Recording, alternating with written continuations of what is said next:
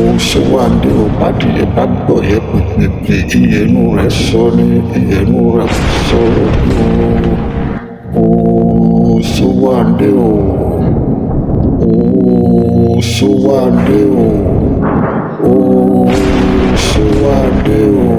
Kọ́lí Oṣó part 13 ó yẹ ẹ jẹ́ ká tún gbéra wa débẹ̀ gbogbo ẹ̀yin tí ẹ fẹ́ wo Kọ́lí Oṣó part 13 ṣé lóòótọ́ ni Kọ́lí Oṣó ní part 13 ṣé Oṣówandé ti parí sí ẹ̀ ni àbí Oṣówandé ti kú báyẹn náà ni ṣé Oṣówandé máa padà jí àwọn ìbéèrè yìí pọ̀ lórí DM mi àwọn èèyàn kan mẹ́sẹ̀gì mi oríṣiríṣi comment lọ́ndà àwọn fídíò mi wípé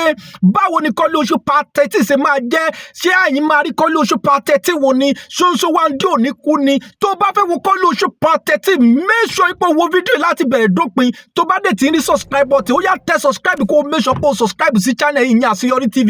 fún àǹfààní ẹ̀yin tí ẹ ti mọ̀ mí ẹ ti mọ̀ pé mi ò kí ń fún yín lófo nǹkan tí n bá ti sọ fún yín bẹ́ẹ̀ náà ló máa rí nítorí pé kí ni ṣé rí Kọ́lí Oṣó part 12 wọ́n ti ń gbé wa débẹ̀ débi tó yẹ ká dé nítorí pé kí ni Kọ́lí Oṣó part 12 yàtọ̀ gan action bẹ́ẹ̀ gáyàtà jù action bẹ́ẹ̀ gbóná jù mo gbádùn Kọ́lí Oṣó part 12 ó pọ̀ jù nítorí pé kí ni fíìmù yẹn ní ìtumọ̀ ó kọjá bẹ́ẹ̀ ìtẹ̀lé ti mean business báyìí ìtẹ̀lé ti mean business so gbogbo ẹ̀yin tí ẹ̀ ń béèrè lọ́wọ́ mi wípé ṣé Kọ́lí Oṣó ní part 13 bẹ́ẹ̀ ni Kọ́lí Oṣó ní part 13 bẹ́ẹ̀ ni Kọ́lí Oṣó ó ní part 13 ìgbà wo ló wá máa jáde tí gbogbo wa máa ṣe kí ni tí a máa láǹfààní àti ríwò àti pé Oṣówandé ẹ ti mọ ibi tí sì yẹn parí sí Oṣówandé máa dìde padà ní àbí kò ní dìde padà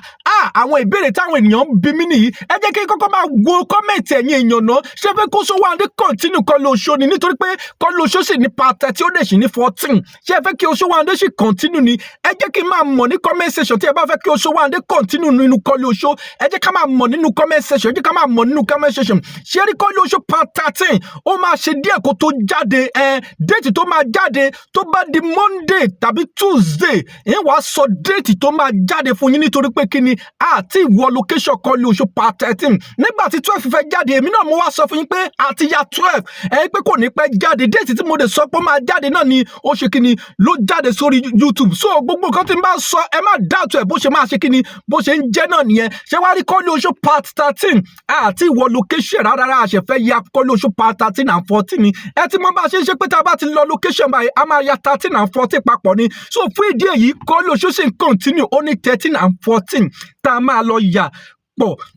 Now ìbéèrè tí ẹ wá ń bí mi ni wípé ìgbà wo ló máa jáde sí ẹrí ẹ tẹ subscribe button tó bá di Monday or Tuesday ètò wa gbé yín débẹ̀ ọjọ́ tó máa jáde sórí YouTube tí gbogbo yín máa láǹfààní àti ríwò so tó o bá tẹ subscribe button ó ṣeé ṣe kó o miss déètì tó máa jáde fún ìdí èyí mo wá ń sọ fún ẹ pé ẹ subscribe sí Àṣeyọrí TV tí bá ti mú fídíò wá tí mo mú déètì tó máa jáde wá ẹ̀yin á jẹ́ ni àkọ́kọ́ tẹ́ kọ́kọ́ rí fídíò yẹn tẹ́ dẹ̀ ṣe kíni tẹ́ sáré mọ déètì tó máa jáde nítorí pé kíni ó sì máa lọ fà díẹ̀ ó máa pẹ́ díẹ̀ kò lè jáde ní Friday tó ń bọ̀ yìí no kò tí lè jáde Friday tó ń bọ̀ yìí ó máa lọ fà díẹ̀ nítorí pé àṣẹ tún máa lọ sí location àṣẹ máa gba kámẹ́rà pé editor láti yá ni so fún ìdí èyí ẹ máa tẹ́ sí comment section pé drop Kọ́lí Oṣó part 13 ẹ máa tẹ́ sí comment section ẹ máa dá sí comment section pé drop Kọ́lí Oṣó part 13 tẹ́ bá dẹ̀ sì fẹ́ kí Oṣówandé continue ẹ jẹ́ ká mọ̀ ní comment section pé kí Oṣówandé kó continue àwọn àgbàgbà òṣèré kan sì wà tó jẹ́ pé a sì ń gbé bọ̀ nínú Kọ́lí Oṣó tí wọ́n ti sí lára wọn ni Ọdúnládé ọmọ Adékọ́lá wà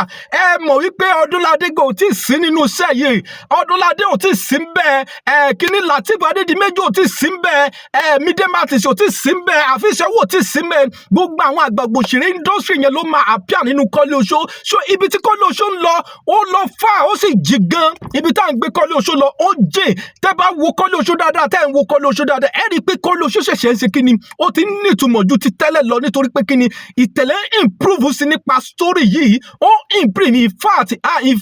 ẹ̀yin gẹ́gẹ́ rí i pé gbádùn part 12 yẹn ìwọ́n tó bá ti gbádùn part 12 máa share video ẹ jẹ́ káwọn ènìyàn mọ̀ wípé Kọ́lí Oṣó part 13 and 14 ó ń ṣe kíni ó ń bọ̀ lọ́nà ó dẹ̀ máa ṣe kíni ó dẹ̀ máa lágbára jù tí Kọ́lí Oṣó part 13 àti 14 bá fẹ́ jáde next week ni màá wá sórí YouTube láti wá sọ déètì tó máa jáde fún yín. Fún ìdí èyí, ẹ tẹ subscribe button, kẹ́dẹ̀ máa share video, kẹ́dẹ̀ máa